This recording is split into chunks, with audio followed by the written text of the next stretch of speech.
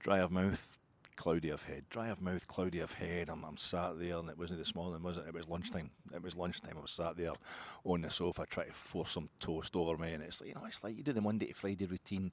You want to chill out on a Friday night and really relax on a Saturday night. And, the suffering, if you like, is all part of the relaxation. On a Sunday, you want to get a lie in, you've got an excuse for a big greasy breakfast. That's what it's all about. But if it's a Europa League season, and I don't mind Europa League seasons, there's a price to pay on a Sunday. There's usually somewhere you have got to be that's more important than being on the sofa, but sometimes just not in any way as comfortable or relaxing. And I've got no excuses. This season, because this is the 7th time I've been to Hampden this season already. In fact, I've only been to Ibrox 6 times, and I've not missed a Rangers home game. And yet here I've been to Hampden 7 times this season. That's my 5th Rangers game a day, and I had 2 Scotland Nations League home games, and I'll be going to the last one against Croatia this month, but I'll be back at Hampden with Rangers as well this month, and hopefully back at Hampden with Rangers in the Scottish Cup semi-final and final. You're supposed to get to Hampden 4 times a season if you're doing really well as a club, and this is your 5th time here already, so who's complaining? No, but you know that you don't have the time. You can't be lounging about. You've got to get there, because sometimes the Clyde Tunnel is choked up, and that if you're coming for the Anniesland end, that means doing Crow Road to try and cut onto the Clydeside Expressway. It's going to be backed right up. No folk are going to Braehead to do the shopping and what have you. Even if you've got the motor, even if you're in Glasgow, it takes a good hour and a half. You've got to plan it. Sometimes more than that if you want to get here comfortably, and then the Clydeside Expressway can be backed up because there's folk going into the town, and then you get the actual football traffic itself, and then you get to Mount Florida area, and the residents are polluted enough in terms of noises and sites that they maybe see on a match day. We shouldn't be taking their parking off them as well. So the police quite rightly are holding us. The police can pass me there, I'm just sooking up with them. The police are stopping us off parking round about there. So I go up to, it's about the Gorbals almost, that I decant the motor and I get myself walking along, but it's a big walk, and I know I'm a big guy, and I don't mean that in terms of, hey, big man, I mean in terms of fat. I am 23 stone, and rising, and it's no good. And every time I've been to Hampden this season, it's been creepily warm. The first 4 times it was a tail end of summer, so that's fine, but this is nearly Guy Fawkes night, and it's still flipping roasting. It just doesn't suit me, the heat at all, when I've got to get a jog on, so I don't want to be getting a jog on. I want to be taking my time, so I need to get off that sofa, I need to get here, I'm dry of mouth, cloudy ahead, and I get in the motor and I go, there was a story about a mouse, but I don't want to tell you. I tell you enough mouse stories the other night. But I get myself in the motor, I get along here, and it is mobbed. It's mobbed at Anniesland Cross. It's mobbed going down to the Clyde Tunnel, and I've mucked this up, man. I'm going to be late. It's absolutely brutal. I start freaking out, and I get myself eventually down to the bit the flyover, and then you're on the Clydeside Expressway, and it was just easy. That was it. It was totally unobstructed journey the whole way, and I got here early, and I know the wee parking places well now, and I don't spend too much time messing about trying to get anywhere any closer than Allison Street.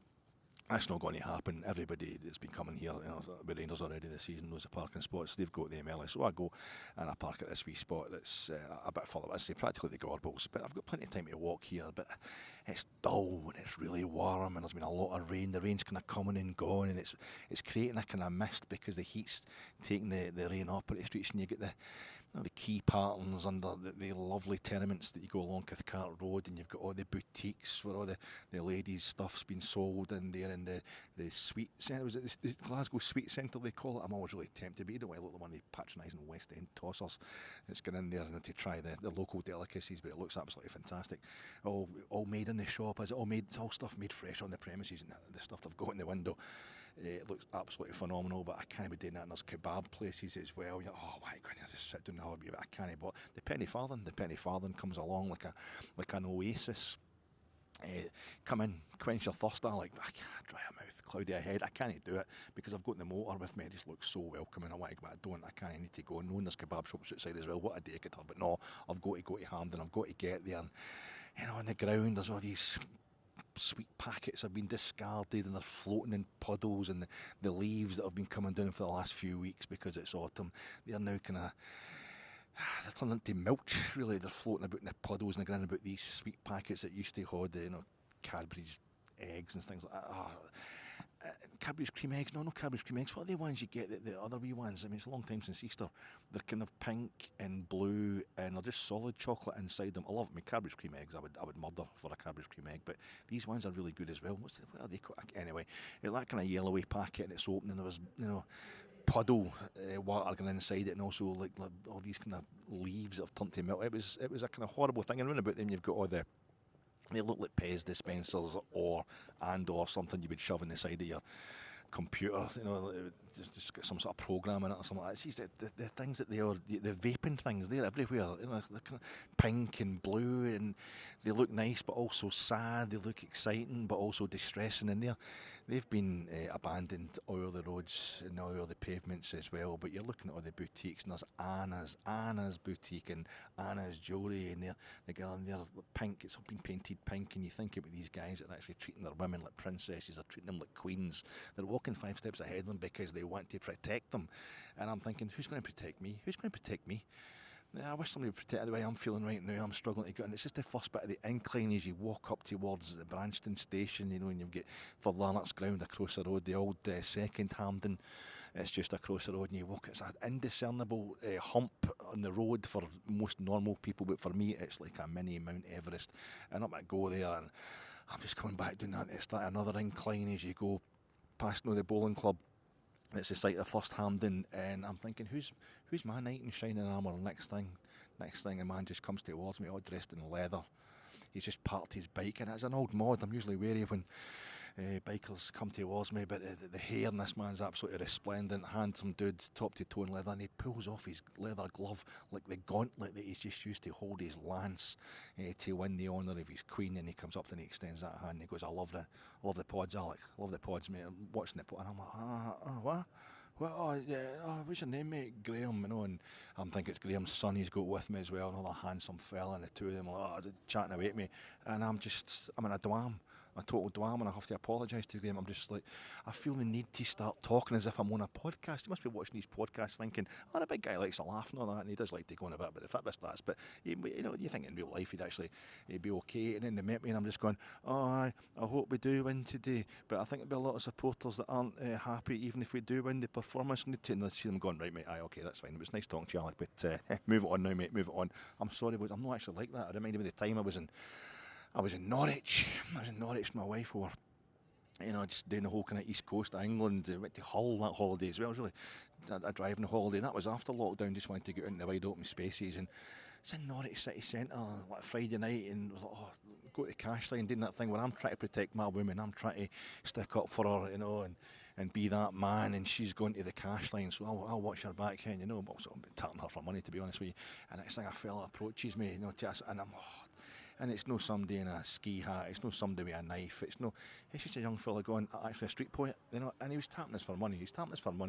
But I just remember him saying to me, yeah, I'm a street poet, so I can do you a little song, or I've got some, was it sonnets he had on him? I don't know, but Sestina's, he had a few poems ready and that, and he was wanting to, and I'm like, no mate, no, you're okay, just take the money. And I think back to that, and I think, I should have said, let's hear your and I think I was doing the same thing with Graham there. I was trying to go, all right, I better now become the Alec on the podcast, and think, this guy's just trying to say hello. What's going on with you, man? You're doing too many podcasts, you need to stop this. And I'm saying to this fella, the street poet in Norwich, like, no, the folk always thought were going to come for me when my wife's taking money out of cash line, and I'm all alone in the middle of a city centre. You think it's going to be one of the guys on kind of ski masks and one of the scrambler bikes and maybe a machine gun or something like that, but it's a fella armed with a big iambic pentameter and an A B C D C D E F G G rhyme scheme. And it was the worst attack of my life. I've had beer glasses put in my face. I've been punched in the coop and that kind of thing, just walking down the street, and knives pulled on me. Just been the whole gamut of just staying in in Glasgow. Just basically the basic stuff of life. But this is the one that I wake up in the middle of the night with a cold sweat. I wonder if I insulted that guy. I insulted his art. I insulted him. By no saying that, because I did a poem as well. I did poetry. I did write poems, and I won a sonnet competition at university, the English Lit department. It's the greatest moment of my life. Really professional. I've never been published. I'm published in writing stuff about football and that, in books and things like that. But I've never been published. I never had my poetry published. This guy's You know, he's a poet, and he's asked me if he's saying to me, just buy a poem off me, and I'm saying no, I don't want it. No, we gave him some money, but it was just did that wrong. I disrespected the guy, and then at the other end of that, there's Graham's company. He said hello to me today, and I've done that wrong as well. I just can't get it right at all. And I'm going along there, and it's this mist is coming up off the road, and I'm feeling a bit bad about myself. I'm getting a sweat one because of that incline, but then you cross that bit where it becomes busy. Cathcart Road, the tenements come together. It's like, the key partners. I tell you, the tenements with the key partners underneath the canted bay windows. But past them, it's when you get to the bit that's actually Hampden Terrace. What's they named Hampden after? And it's named after an English patriot during the English Civil War, which is really a British Civil War. But so I'm walking. Once it gets to that bit, I'm walking down, and I realised that I was actually much earlier than I usually am, because there's not much singing goes on. It's been years since I've actually heard any singing in Cathcart Road, and it's coming together at that point with the tenements. It's creating a kind of like a mall. I don't mean a mall like the rugby, even though Rangers are named after a rugby team. And Hampden, of course, has hosted the rugby World Cup, hosted South Africa against Uruguay, I think. I mean mall as in like an American shopping centre, just an enclosure that's creating when people start singing. And it was, what one was it? I was born under a Union Jack. I was born under a Union Jack. And there's a boy with a lot of green writing on a black T-shirt hanging out one of the windows at the top of one of the tenements, looking down kind of disapprovingly and challengingly. But it's all the Bears. It's just past Londies where all the Bears are in there, and I'm thinking, I could get in there. I could just get myself a wee can. It just looks such fun, but I can't do it. I've got the motor. Dry of mouth, and then the singing starts. I was born there, and it's echoing off the walls. It's becoming it's a little enclosure. It's a little amphitheatre. It's like a big speaker, the way it's reverberating around, and I just felt the words coming out my mouth as well. I was born. Do I know where hell is? Hell is in the Falls. I've never been in the Falls. I've been to Shankill Road and that, but I've been to Belfast. But it's not any of that. But it just felt good. The Bears were singing, and then we get, you know what the next verse is going to be, and it stopped. The Woke Rangers, it stopped. There was a few young boys trying to sing the nasty stuff, and it just didn't take off at all. And everybody starts having another blast of the first bit, the bit that's all right, and it was tremendous. This was nice. This was really nice. And I'm walking down. I turn round the corner onto Somerville Drive. Somerville Drive is behind me there. I see it at the back. I turn onto Somerville Drive, and I see a boy that I saw at Hampden. He was in the top tier of the South Stand, where my season ticket was temporarily reallocated to, like yours. It was reallocated to a spot in Hampden earlier this season, and there's a boy who was involved in a fracas with a guy, and I don't want to talk out of school, I don't want to, but I didn't know what was going on. It was kind of horrible. It wasn't physical or anything like that. I was just arguing back and forth, and there was a kind of horrible, heartbreaking aspect to it, because the place was empty. That night we played St Johnstone here in the League Cup, it was absolutely empty, heartbreakingly so. And these guys are fighting, arguing with each other, and I felt as if the other guy, who looked bigger and more aggro and what have you, was saying something about him being racist or that, and I wasn't sure that was right. And the boy, I saw the boy again. It's just this fella, I didn't even see him. He comes round the corner, and there's so much noise going on, and I'm seeing other guys with a pop. I'm thinking, I've not got a poppy. I need to get myself a poppy. And next thing, this guy shouts something, and it was indiscernible. I couldn't make out what he was saying, but it's because I couldn't make it out, it sounded like 1,000-Year Reich. I thought, 1,000-Year Reich, but that guy was actually calling you racist. You can't actually be full. No, you wouldn't be shouting that, wearing a poppy. But it sounded like that. That's just my imagination. It's amazing how you hear what you want to hear. You'll see what you want to see. If you've got an idea about something, especially if it's kind of half subliminal, you will. Anyway, I saw the guy, and I'm walking towards there's a big burger van usually sits in the corner there. I walk past that, and I'm getting towards the turnstile, and I'm in the Rangers end today. I'm in the actual old proper Rangers end, section H. What was it? The bit that comes in to join. It used to be the bit that comes in to join what used to be the north enclosure. I think, well, at least I don't have to do the usual stuff of getting all the way around the stadium against the crowd and getting to the, even in the north stand, even at the south stand. It's going to be, because I'm dry of mouth, cloudy ahead, and there's the ganja, the Rika ganja. It seems to be Hampden. No, there's ganja everywhere these days in Glasgow, and you can never see the person that's smoking it. I was talking about this time last year when we beat Hearts in the semi-final last season. The ganja was just absolutely ripe, and I could never see anybody smoking it, but there was clouds of the stuff. There's always a bit of marijuana in the air, but today at Hampden we just seemed to go crazy. It was like you could get a spoon out and actually have a big chunk of it, and the burger vans, the smoke's coming out the burger vans, the fry-ups and what have you, and I'm walking towards the queue and I suddenly realise, you're so parched. All I had last night was a soda water and lime, and a fun-sized Snickers bar, and a six-pack of the McCoy's steak grilled, flame grilled steak. That's all. I didn't have any bevy. I've not had any bevy all weekend. Why am I parched? And it's a soda water and lime. It's actually worse for you than the drink. At least with drink you get to chill out, you get to relax, and it kept me awake, hadn't it? Because it was sugary and I had that wee fun-sized Snickers bar, that kept me awake till 2:30 in the morning. That's why I was knackered. I didn't even have the drink.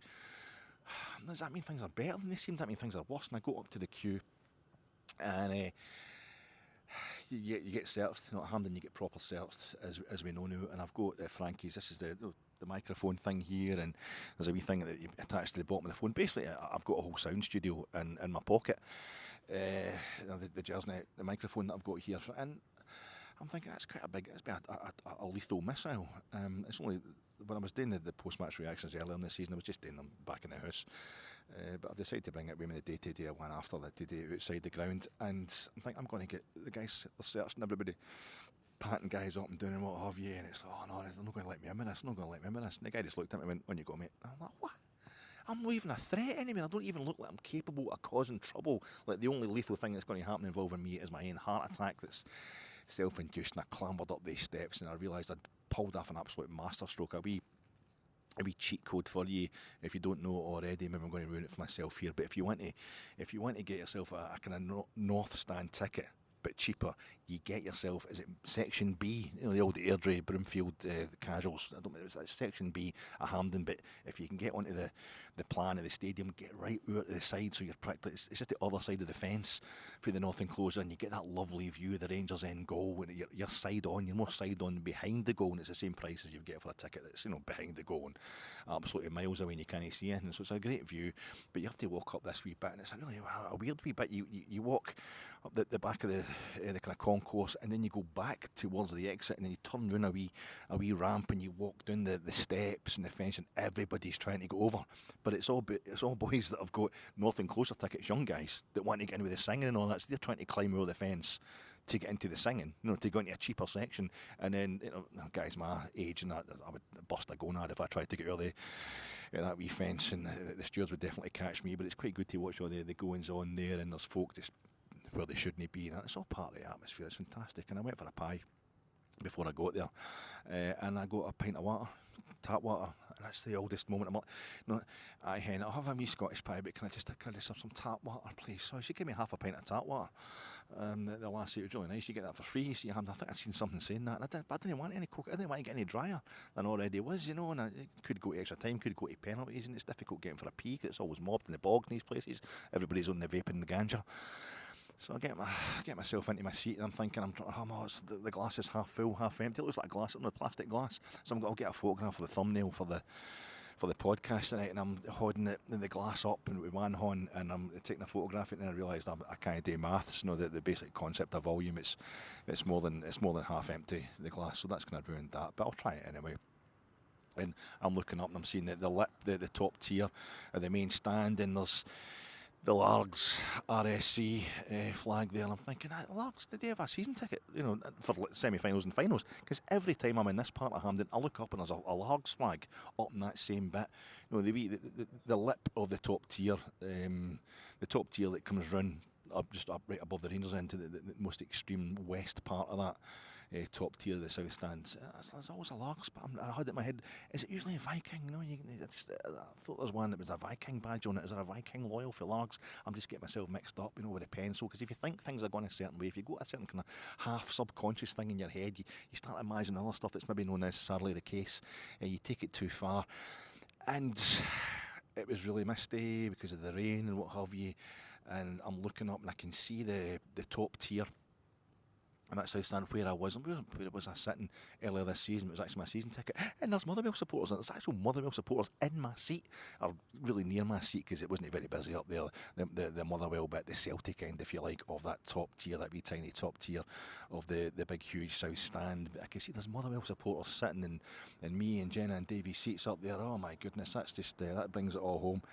And then the teams come out, but before they come out, the music comes on. I sit in my seat, and there's folks standing next to me. I'm like kind of three for the end of the row, and there's a couple of boys they're standing next to me. I think it's a father and son, and I'm thinking, well, standing the day because there's a wee boy behind me with his mother and father, and there's no way he's going to be able to see past me. I need to sit down, And there's something about the seats in that part of the Rangers end. No, they don't go right the full way down. I thought something had jammed in it, but I thought if it's a wee boy behind me, his leg, he would probably have cried out when the 23 stone guy sat on that seat.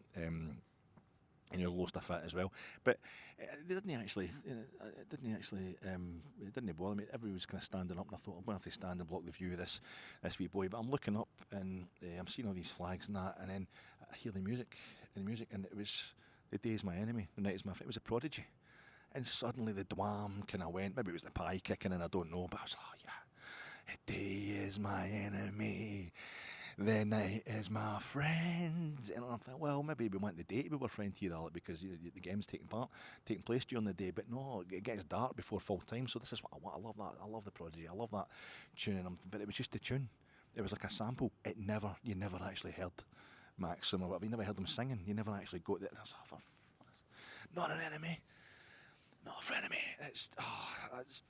And it's kind of frustrating. I can feel it. My feet are tapping. I'm jumping up and down practically. Nobody around about me could have cared less.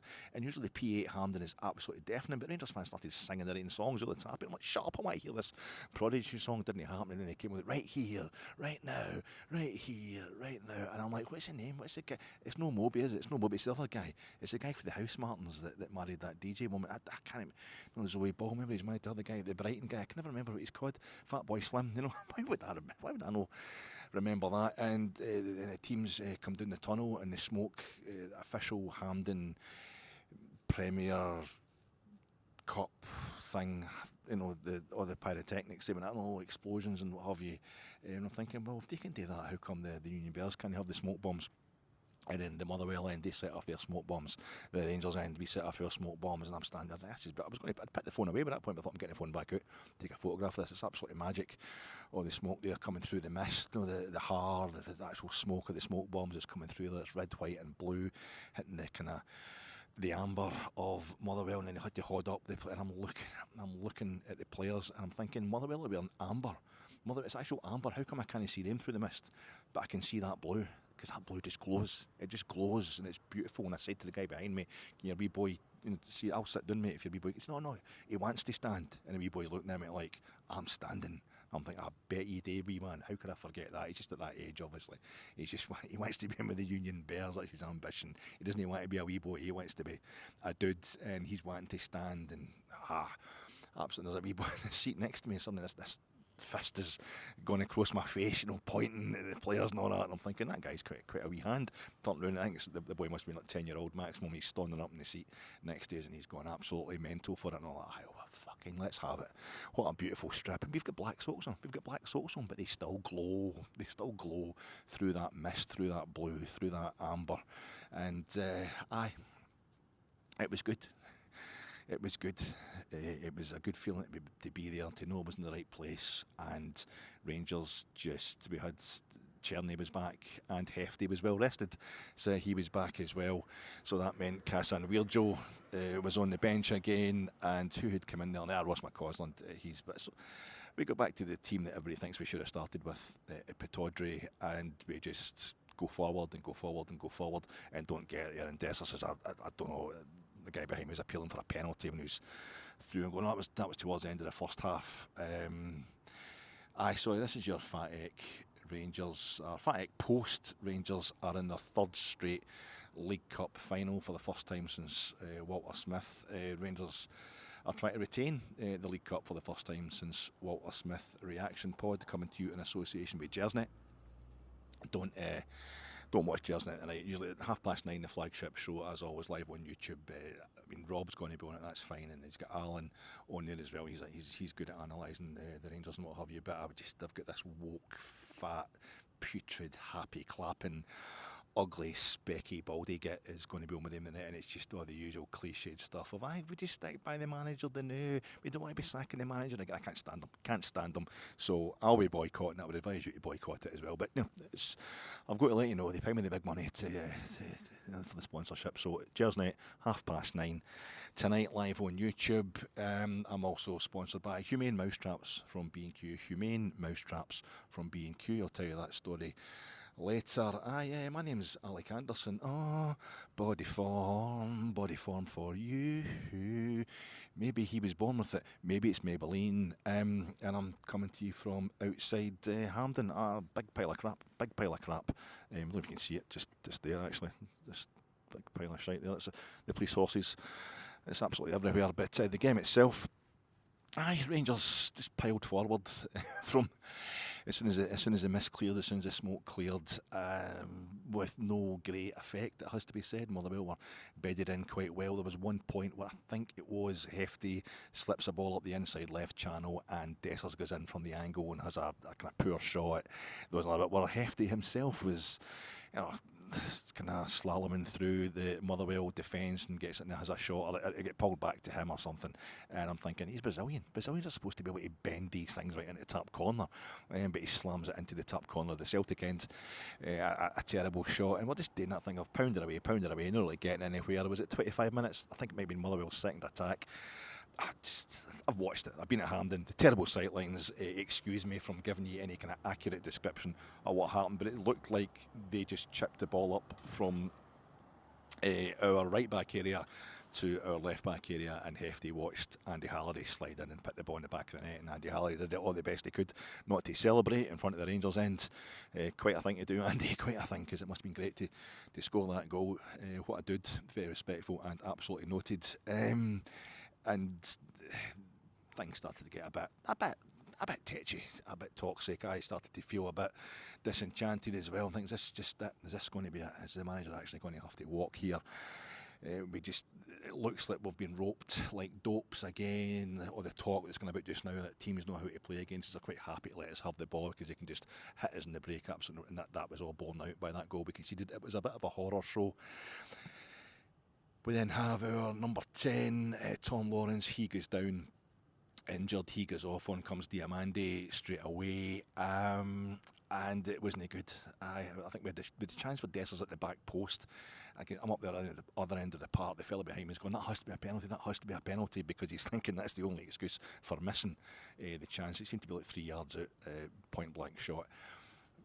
Missed it, or that you get tackled but didn't get a corner either. So I don't know what's happened there. Maybe I've misunderstood what's happening there, but it seemed bad, and the team got booed down the tunnel. And you've got to laugh. You've got to laugh at the Americanisation of Scottish football these days. How it just doesn't take, because the teams come back out for the second half after all the grumbling and the mumbling at half time.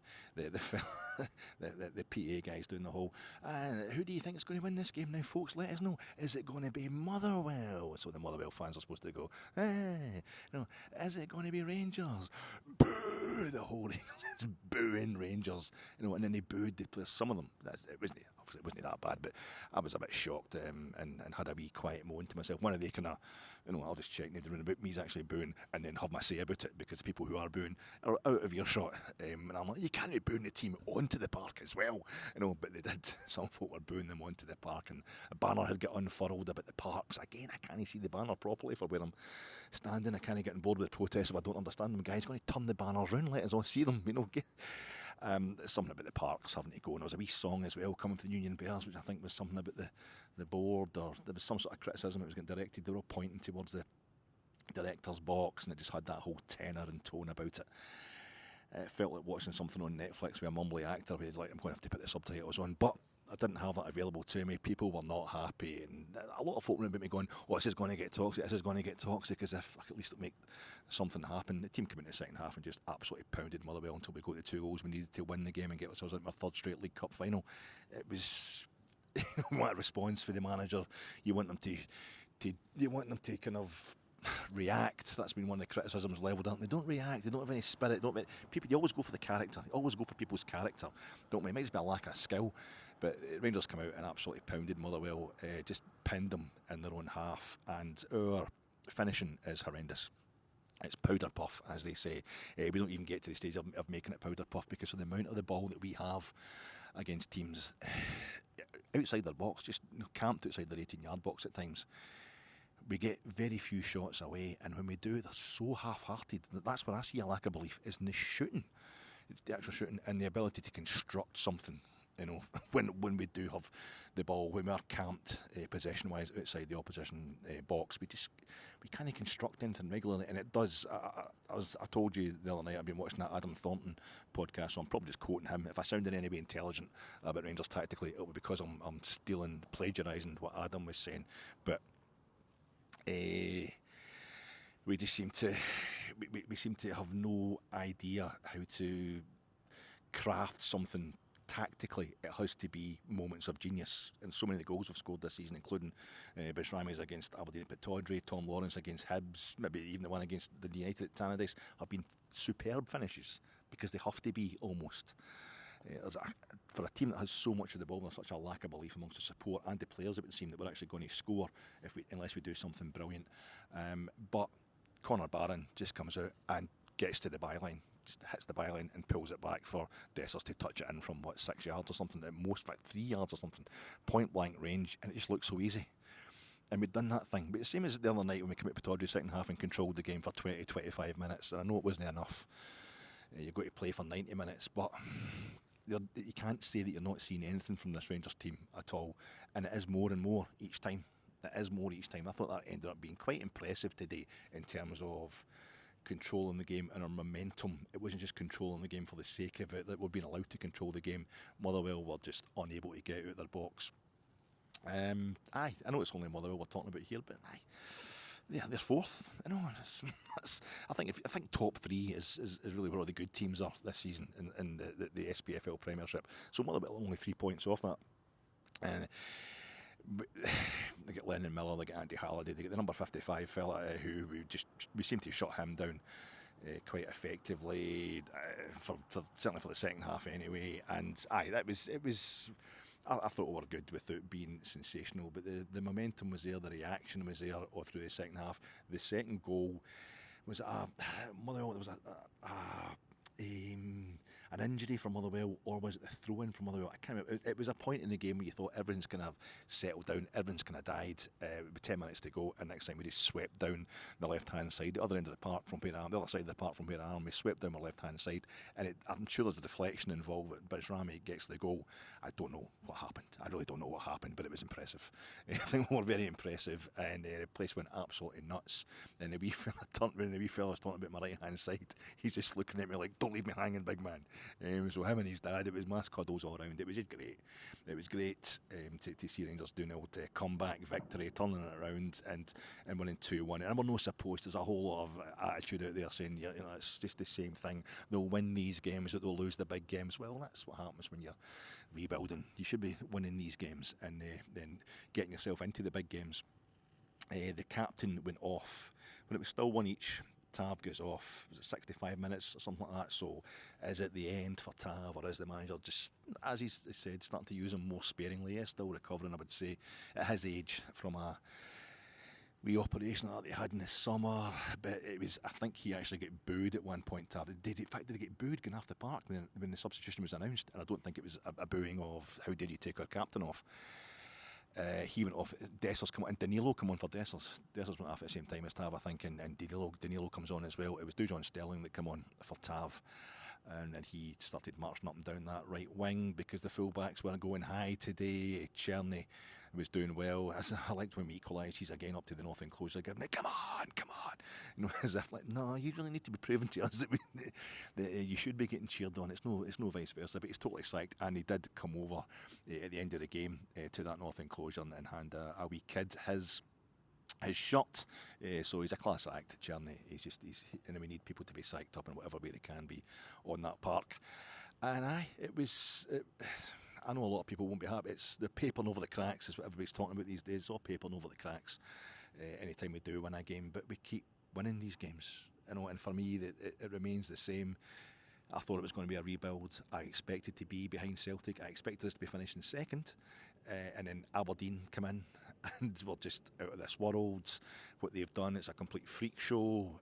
Okay, and what gives a handy example as to what Rangers should be doing and why we should be hitting the ground running, but they're not in Europe, and that's colossal. And I think they were treating us as a European game the other night, and they paid the price. Something terrible at this place last night when they went down 6-0 to Celtic. Whether that's the end of Aberdeen's momentum or whether that's just them having a wee rest that's going to let them start again in terms of the league, well, remains to be seen. But the game we were going to be playing against Aberdeen at Ibrox has been postponed because we will now be back here for the League Cup finals at the 15th of December against Celtic. Philippe Clement's got a chance to retain. Rangers can retain the League Cup for the first time since Walter Smith's second coming. And we're back at no puns intended because we're here, because we couldn't get into Ibrox at the beginning of the season. But as I was saying last season, that was the first time we'd been to both cup finals since Walter Smith's second coming last season, even though we lost one of them, even though we want to be winning the league. The league's our priority, and if not, we want to be winning both cups. It's good. These things need to happen. We need to start doing these things on a regular basis. Like we needed to win the League Cup for the first time in 12 and a half years it was. So this is the fourth time we've been in the League Cup final this decade, really. Oh, it was 2019, but it's 2019-20 season, but that's the fourth time already this decade. So we're getting back to those kind of levels, because the League Cup semi-finals have been an absolute nightmare for us. League Cup semi-finals have been a nightmare since we come back up from the lower leagues. In fact, while we're in the lower leagues as well. So this is progress. This is a kind of baseline progress we need to be making, and the manager is going to, if he's promising that we will see progress eventually, that's what an ideal scenario he's got. His high point last season was that 3-day period where we won against Spanish opposition in Spain for the first time in our European history, and then the following Sunday, after that glorious Thursday, we won the League Cup for the first time in 12 and a half years. We're going to have to play at Spurs. I'm sure it's Spurs at Ibrox on the Thursday this time. So we'll have to beat English opposition in Europe for only the third time in our history, and then the Sunday we've got a great. And I know Celtic won 6-0 last night, but that's absolutely fine. We need to do something. We need, if we want a final tester for the manager, if we want that litmus test conditions, whatever you want to say, Celtic, he's got to beat Celtic. He has to beat Celtic, and to do it, you can stop straight away. Minimum, you're stopping them winning the treble if you want to be really pessimistic about it. But also, it's getting the Philippe Clement reign off to an absolute flyer. Sorry, it's not got it off to a flyer. I see it as having started again in the summer because of the high turnover in players and what have you. It's a different job that started in the summer. It wakes it up, it explodes it into life, if you like, the Philippe Clement reign, in a way that the supporters as a whole will get on board with.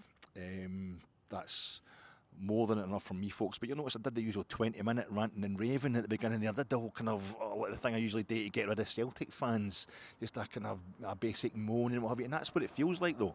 But it feels like a loss. Even some of the reaction from fans round about me today, it's like they're kind of embarrassed almost to have been celebrating, because there's such a weight of very loud opinion out there telling you that this is a nightmare and we just got to get rid and it's no working and come in. I don't know. I think people basically saying that we've won a game of football here, but what does it prove? That's my fucking job as Rangers. You've got to win these games of football. I've been here plenty of times when we haven't won, and it's far, far worse than anything we've experienced today. Today ended up being really, really enjoyable, and okay, but we're going to Olympiacos. We're playing away to the Conference League holders and one of the hottest striking properties in Europe in El Cabi on Thursday night. So that's a major test, and we've got a manager though who hasn't lost away in some quite difficult venues in 5 times in Europe. So there's another immediate heavyweight test for Rangers on Thursday night. And if we get to the point where we do well there, and that's like, he always does well in Europe, I'm not interested in Europe, that's when you know that there's just a lot of people so invested in Rangers doing badly because they've put their kind of reputation behind the fact that it can't work under Clement, that you should start maybe ignoring them. Rangers have won and are into a final, and that is what it's all about, at this point in the season. And I am really, really looking forward to, after the way we lost the cup final last season, controversially, I'm really looking forward to another chance to have a go at Celtic. So I will talk to you. I mean, if you're watching Jersey, if you insist on watching Jersey, you'll probably see me on that the night at 9:30. But if you want if you want any more of my patter after that, I'll be back with a wee preview of the Olympiacos game. But thanks for your time, folks, and enjoy your night.